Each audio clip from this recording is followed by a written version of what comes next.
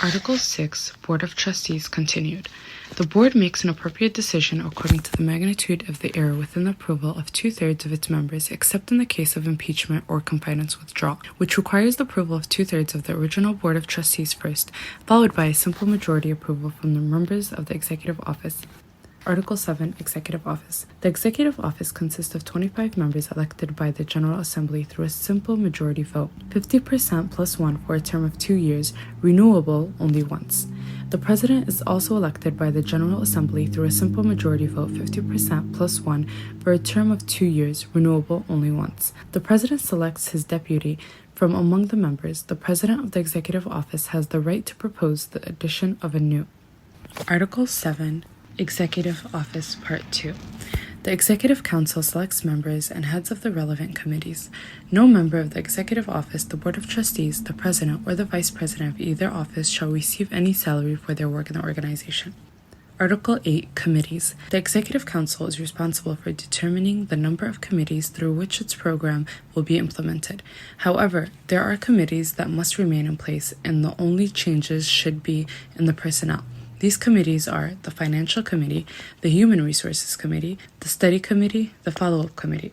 The committee members are chosen from among the members of the Executive Council itself, and each committee shall consist of no fewer than 3 members.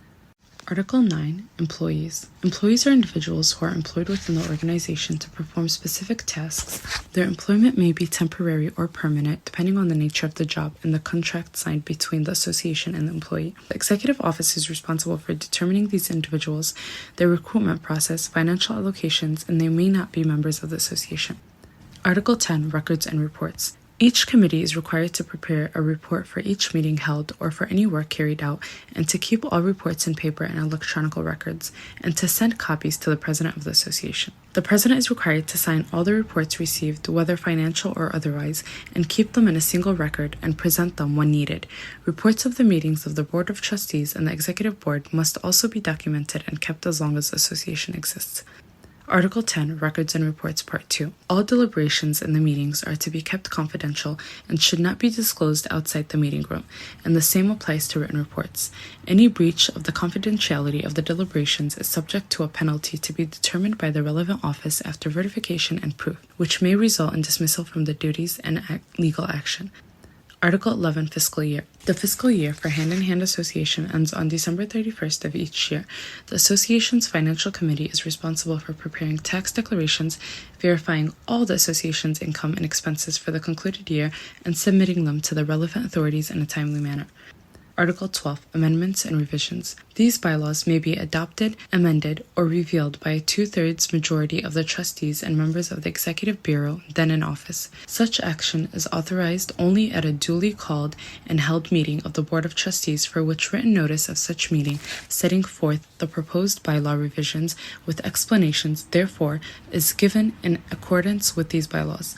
If any provision of these bylaws requires the vote of a larger portion of the Board than is otherwise required by law, that provision may not be altered, amended, or repealed by the greater vote.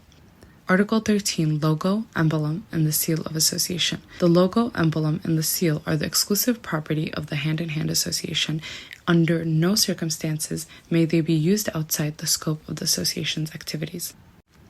Article 14, Construct. Unless the context otherwise requires, the general provisions, rules of construction, and definitions contained in the Nonprofit Corporation Act, as amended from time to time, shall govern the construction of these bylaws. Without limiting the generality of the foregoing, the masculine gender includes the feminine and neuter. The singular number includes the plural, and the plural number includes the singular, and the term person includes the organization as well as the natural person. If any competent court of law shall deem any portion of these bylaws invalid or inoperative, then so far as is reasonable and possible, the remainder of these bylaws shall be considered valid and operative, and effect shall be given to the intent manifested by the portion deemed invalid or inoperative. Article 15, Translation. This constitution must be available in both the Arabic and English languages. The original version in Arabic must be translated into English by a specialized translator proficient in both languages to ensure there are no discrepancies between the two versions. From the Drafting Committee dated August 12, 2023.